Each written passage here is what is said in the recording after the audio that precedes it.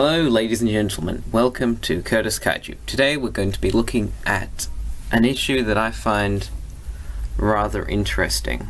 The relationship, if you can call it that, between Christians and Bronies.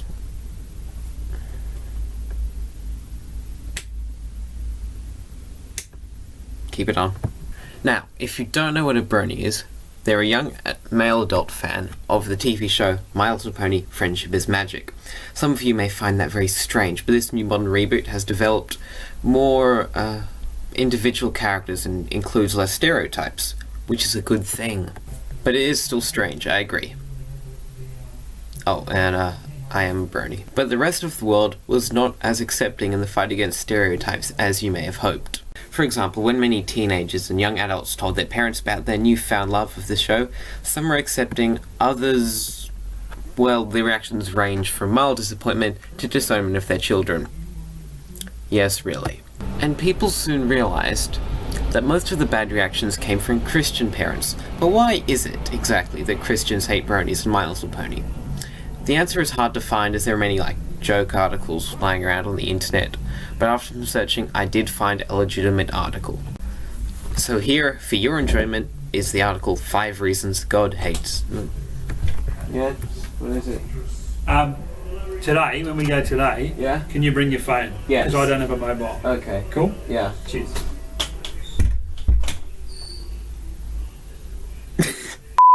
So here, for your enjoyment, is the article 5 Reasons God Hates My Little Pony. Number 1. Despite being a show intended for young girls, it has an extremely large fan base of grown men. Obviously, this is the work of satanic witchcraft being used to manipulate the minds of good Christian men. Okay, first off, good Christian men. Yeah, if being good counts as being homophobic, then I don't want to know what you count as bad. And as for satanic witchcraft, yeah, it's not just some men who go against stereotypes that society sets for them. But seriously, satanic witchcraft? I assume they mean magic, but magic isn't real. Next. Okay, reason number 2. One of the main characters of the show, named Rainbow Dash, is this is the website's words, not mine. Is a disgusting piece of lesbian slime. Who has rainbow-coloured hair and enjoys nothing more than sports, athletics, and lesbian ponies. Which is consistently hinted at through the use of subliminal messages throughout the show. Well, homophobic remarks aside,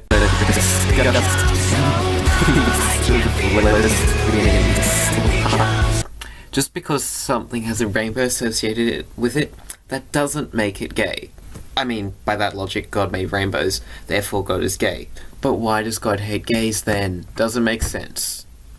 And again, the whole concept of God doesn't make sense.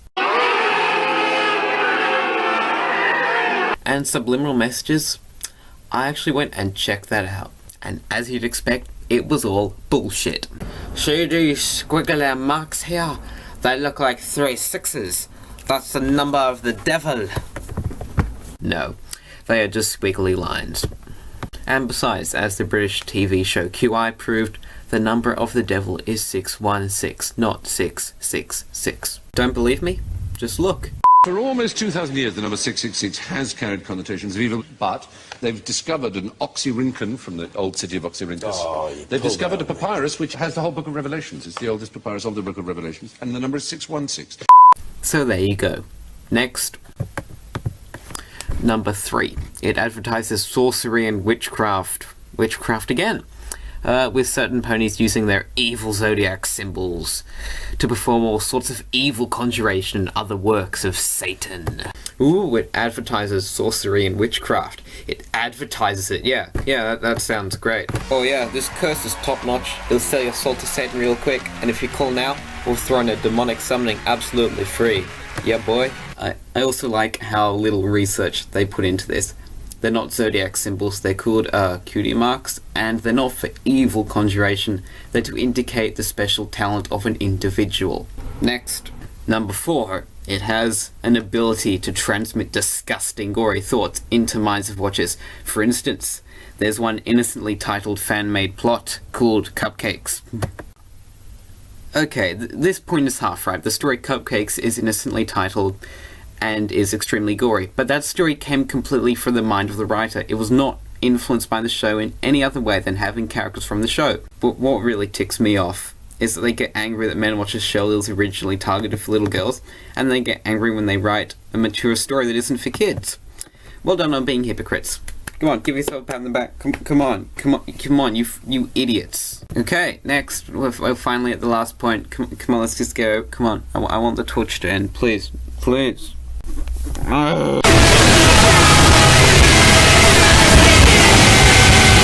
Reason number 5. Worst of all, it teaches young girls to go out and pursue a career and try to survive from their own. Can I just point out, this is the website's words, not mine. Okay?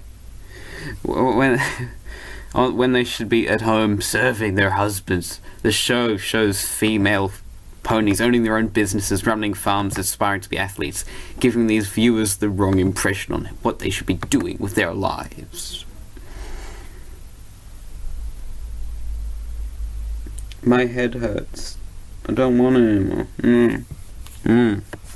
No.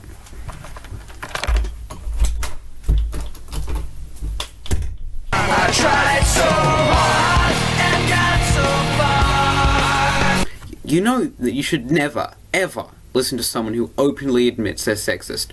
Everything in that sentence is so sexist that it could be true the show has subliminal messages. It could be true that it transmits gory images. It could be true that it's gay as Mardi Gras in a country that people stereotypically think is gay, like Germany or Holland or somewhere in the Netherlands. But if you're going to slag off a show because it teaches girls to be independent and live a fulfilling life, none of that matters, because you're an idiot and you should be ashamed of yourself. But why must it be this way? Why must Christians and Bronies forever be locked in an eternal war of religious ignorance and the ability to be open to new things? Isn't there a middle ground we can all stand on? Well, recently, while browsing the internet, I found something that shocked me. It may be an answer to the problem. It is a fan fiction called Coming For to Carry Me Home. I don't think that quite makes sense, but okay then. It was written by a user called Millennium Falsehood. It is a beautiful story about a Christian Brony whose parents find out about the Brony fandom, freak out, chase him out of the house, and he gets hit by a car. Now, usually that might be the end of the story, but isn't. He dies, and obviously, and then finds himself in Equestria. Now I have a problem with these types of stories. I always get sad, because I'd rather be in Equestria in this world. Come on, I want to go to Equestria and live happily with the beautiful utopia where everyone's happy. There's no terrorism or racism or sexism. I want to live in a world where politicians aren't corrupt and no one is judged for their likes. I want the soundtrack of my life made by Inner Party System.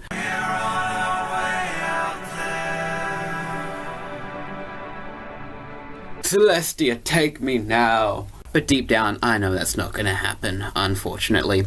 But this fanfiction shows me something. I think we can narrow it down to 3 things we've learnt today. 1.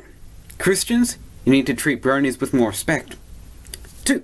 Bronies, you need to treat Christians with more respect. But most of all, most importantly, 3. Let's make the world a better place. Let's start by bringing back Inner Party System.